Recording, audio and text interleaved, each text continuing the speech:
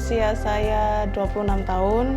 Saya dari Gereja Kristen Jawa Wetan Jemaat Surabaya.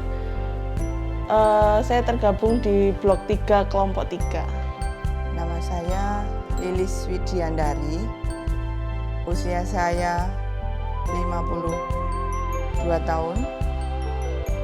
Asal saya dari Tulungagung, tapi saya berjemaat di Gereja Gubeng, Surabaya. Kalau menurut saya, ya seperti orang pada umumnya, Natal itu datangnya Juru Selamat, datangnya Tuhan Yesus ke dunia untuk menjadi sama seperti kita manusia.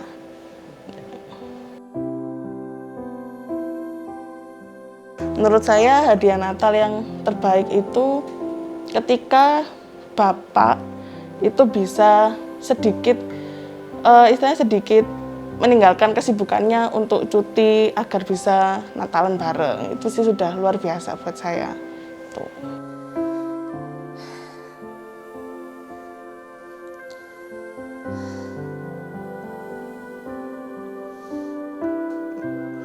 Pak Suryanto adalah sosok suami yang sangat sempurna, Mbak. Yang sangat bertanggung jawab, penuh perhatian, penuh pengertian, baik terhadap saya, istrinya, maupun terhadap anak-anaknya. Sangat mengutamakan kepentingan keluarga, sangat memperhatikan kepentingan keluarga, dan sempurna bagi saya, Mbak. Natal yang paling berat Natal tahun ini, tahun 2020. Tahun lalu, 2020. Tuh. Kenapa yang paling berat? Karena bapak saya sudah nggak ada, sudah rasanya beda aja, kayak bapak saya nggak adanya ya sebelum Natal. Itu ya pasti ya apa ya, kayak Natalnya itu gimana ya, beda, kayak biasanya masih ada bapak, sekarang tuh kayak ada yang berkurang. Kalau tahun kemarin, tahun 2020 tuh saya sempat ngomong kayak Natal katanya sukacita, kenapa kok nggak ada di saya, kayak gitu. Kenapa kok saya harus ngalamin yang kayak gini, ini kan nggak sukacita, sempat kayak gitu.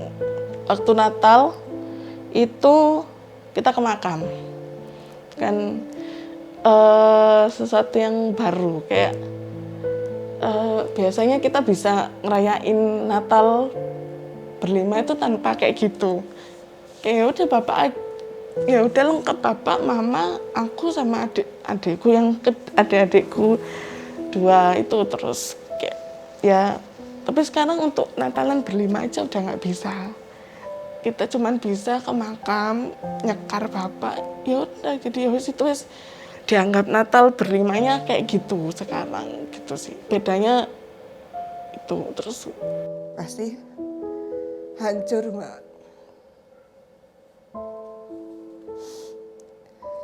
Yang kami rasakan hancur, bahkan mungkin hancur sampai tak bersisa hati ini ketika Bapak di surga memanggil Pak Sur. Hancur, seolah-olah tidak ada harapan. Terus saya bagaimana? Kok ditinggal? Seperti itu rasanya, Mbak. Kok saya ditinggal? Terus nanti ke depan saya dan anak-anak bagaimana? Saat itu seperti itu.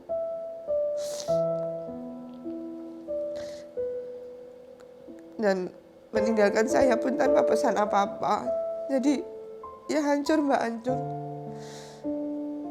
Harapan saya hancur, semuanya hancur.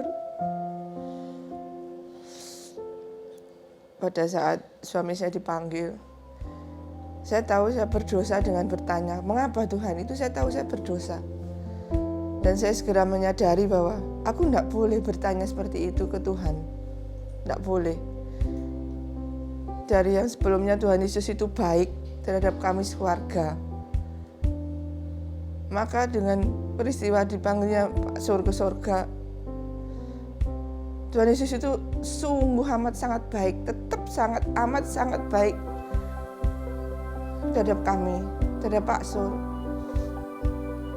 Semakin kesini saya menyadari Tuhan itu sungguh amat baik terhadap kami, memelihara kami, menyelamatkan kami, menyelamatkan Pak Sur dengan caranya yang ajaib, dengan cara yang tidak bisa diterima oleh akal sehat manusia, hanya bisa diterima dengan iman bahwa Tuhan Yesus menyelamatkan Pak Sur itu dengan cara memanggilnya ke surga, menyembuhkan Pak Sur. Doa saya dijawab dengan memanggil itu, dengan menyembuhkan dengan cara dipanggil ke surga, sehingga Pak Sur sudah tidak sakit lagi. Dalam penderitaannya di rumah sakit dipasang alat macam-macam itu, Tuhan lebih menyayangi Pak Sur dengan cara memanggil ke surga. Disembuhkan sama Tuhan, disembuhkan, tapi dengan caranya Tuhan. Sebenarnya nggak ada kalimat yang gimana-gimana, cuman saya itu berpikir bahwa gini, Tuhan memilih saya, mama, adik-adik untuk mengalami hal ini, itu karena Tuhan tuh berpikir bahwa kita kuat untuk menghadapi itu. Dan Tuhan itu nggak akan membiarkan saya untuk ada di suasana duka cita, sedih, rasa kecewa, rasa sakit hati terus-menerus. Tuhan pasti akan menggantikan itu dengan sukacita suatu saat nanti. Itu yang saya percaya untuk menguatkan saya sendiri.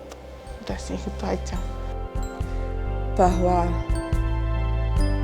kematian, apapun itu sebabnya,